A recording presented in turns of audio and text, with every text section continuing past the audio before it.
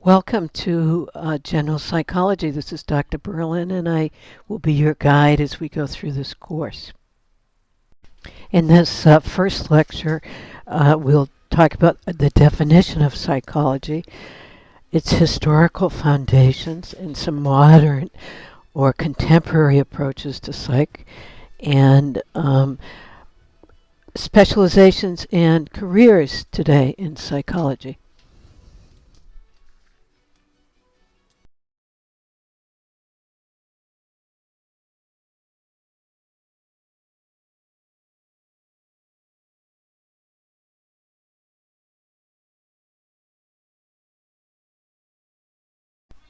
You have just seen the classic definition of psychology, the scientific study of behavior and mental processes.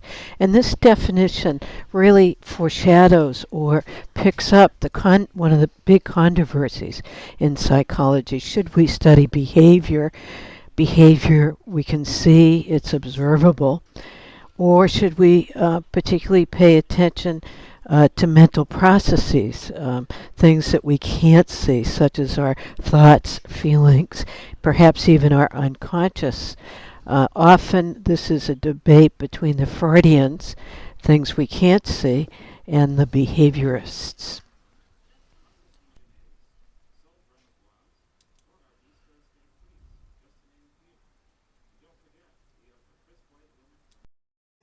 Fortunately, there is a new movement in psychology called positive psychology. Psychology traditionally has focused on only the negative aspects of behavior.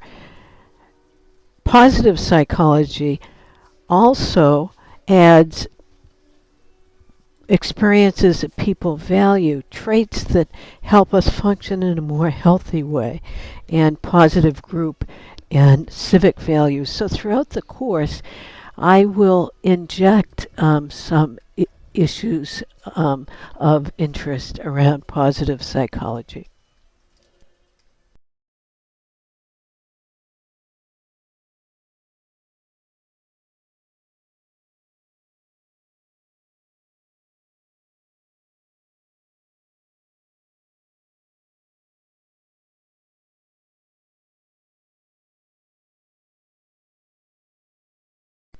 Wilhelm Wundt, it's pronounced in German, is thought to be the father of Western psychology, and his theory was called structuralism, where he attempted to identify the structures of our mind.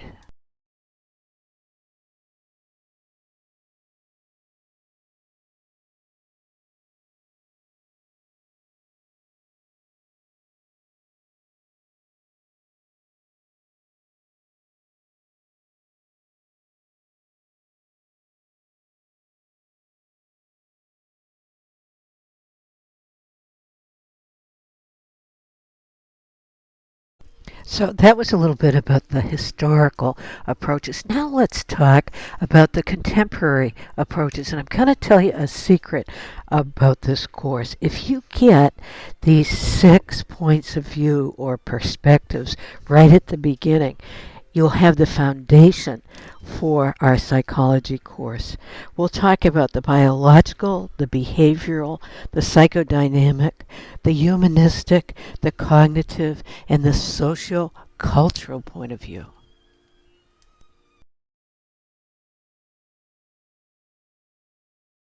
The biological point of view, of course, focuses on the effect of our biology, our genetics, etc., the function of our brain on our behavior. One of the specialties in this area is called neuropsychology or neuroscience. This is a wonderfully new emerging field which looks at the mind-body connection.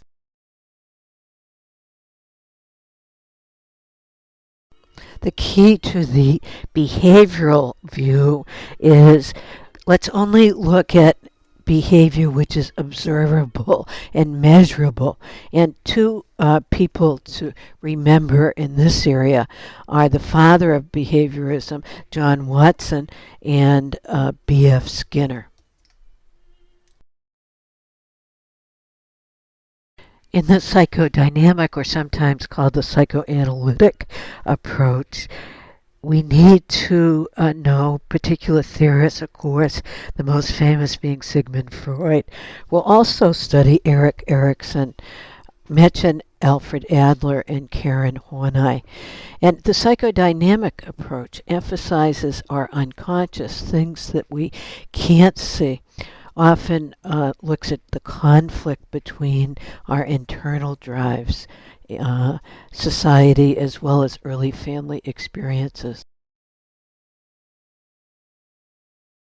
The humanistic point of view really originated in America, and it talks about choice and the ability of human beings to have free will and to become self-actualized. And two theorists here that we'll be talking about are Maslow, Abraham Maslow, and Carl Rogers. I don't want you to leave this lecture today without knowing what a cognition is. A cognition is a thought. So, in the cognitive approach, we're looking at our thinking processes, how we learn, how we solve problems, how we actually talk to ourselves. And we'll look at two people in this area, Jean Piaget, who looked at cognitive development, intellectual development, and Aaron Beck. In the social cultural view, at last psychology gets a life. And what I mean by that is the other points of view, though important, just look at individual behavior. In the social cultural approach, we begin to look at other factors that may affect behavior, such as culture, ethnicity, socioeconomic status, etc. Now we're looking at evolutionary factors such as adaptation, reproduction, and natural selection as being important factors. The professional association for psychologists is the American Psychological Association. We call it the APA.